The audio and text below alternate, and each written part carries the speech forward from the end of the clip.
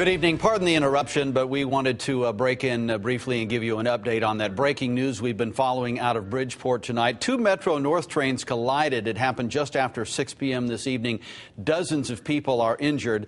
Fox Connecticut's Lori Perez is live at the scene now. Lori, what do you have for us?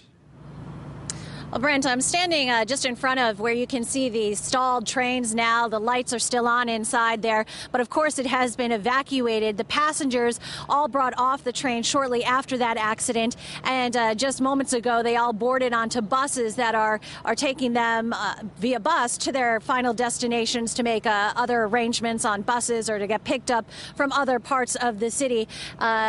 As you mentioned, 22 passengers we know of were transported to the hospital. 4 of them, we're told by police and the mayor, are in serious condition.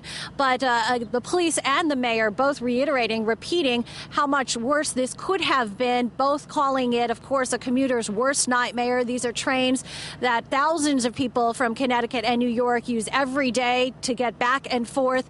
And it was a regular day until lots of passengers described they heard a loud thump and they felt a really harsh bump, and they thought perhaps that they had hit something. Some thought maybe it was an unfortunate suicide attempt. Maybe they'd hit a car.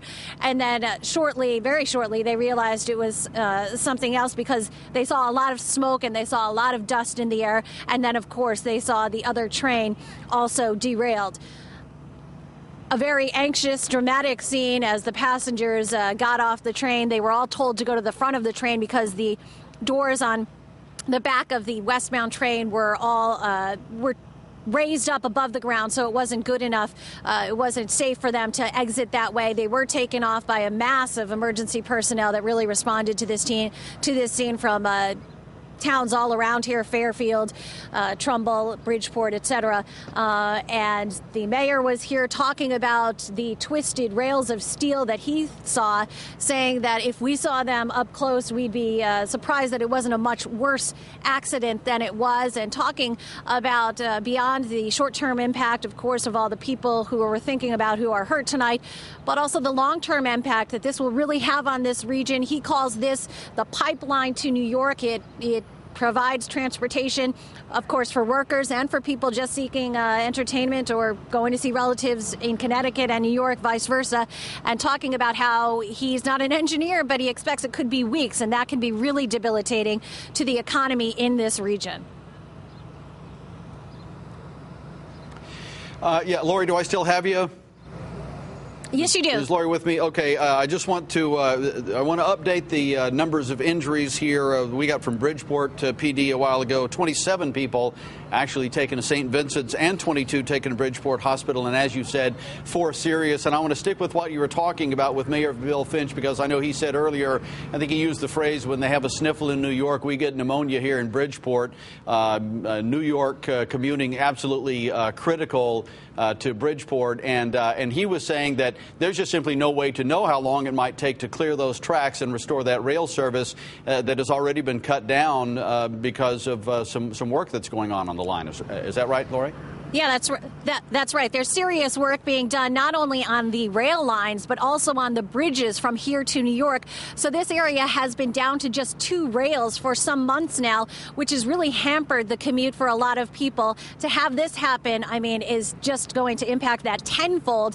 People will really need to think, not only in the short term, but in the long term, about finding some alternate ways to get into the city or to get home and back from the city, because as you might imagine, repairing train lines does not happen quickly, and they want to be very cautious about how they do that, and they want to be cautious as they investigate what happened here. The chief of police here in Bridgeport said, thankfully, we're not good at investigating train accidents, implying that they don't happen often. So it's going to take some time for them to muddle through what happened here, figure out how it happened, and, of course, to make arrangements so that it doesn't happen again.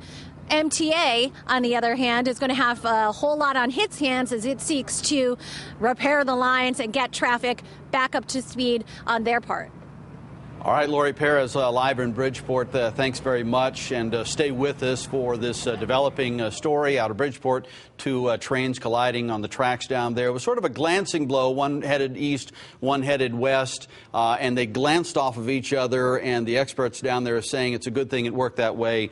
The damage and injuries could have been much more extensive had it been a different kind of collision. We have multiple crews in Bridgeport tonight following this story. We'll bring you complete live team coverage tonight on the Fox Connecticut News at 10. For right now, we will take you back to Kitchen Nightmare.